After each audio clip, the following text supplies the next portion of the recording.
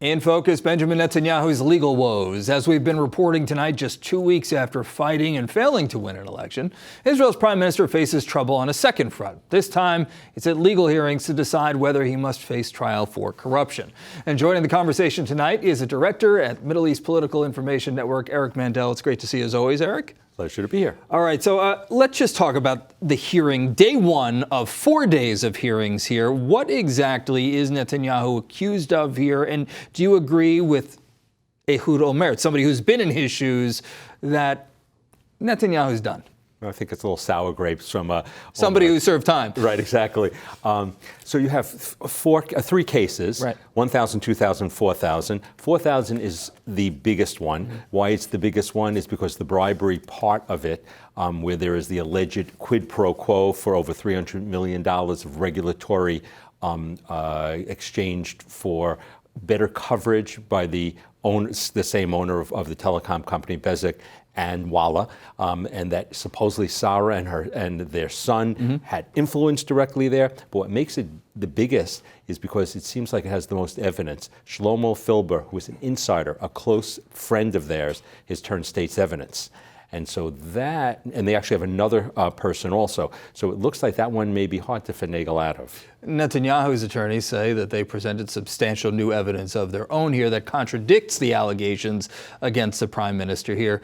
Question is, how much do Israelis care about what's going on now? Are they more focused on having a government? I think Israelis, I think here, and I think it's an analogous situation here.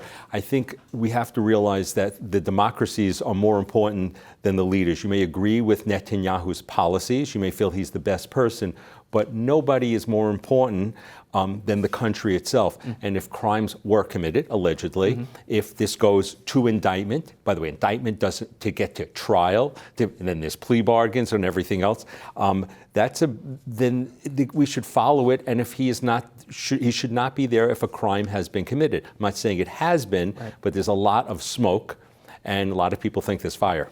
On Crossroads today, we spoke about the Prime Minister's fate being very much intertwined with the ongoing election right now, with Israeli politics and just the state of Israel. Benny Gantz in blue and white had originally said that they would not sit in a government again where Prime Minister Netanyahu was in the lead.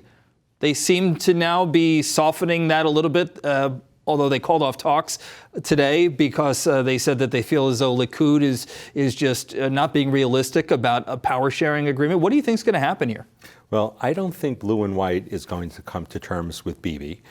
I think it's more likely, if there's anything comes besides a third, well, there's all kinds of possibilities. A third election is a possibility. There could be that neither candidate gets a mandate. It actually goes back to Bibi again. They can find 61 willing Knesset members to come together for some other type of government. There's all kinds of possibilities.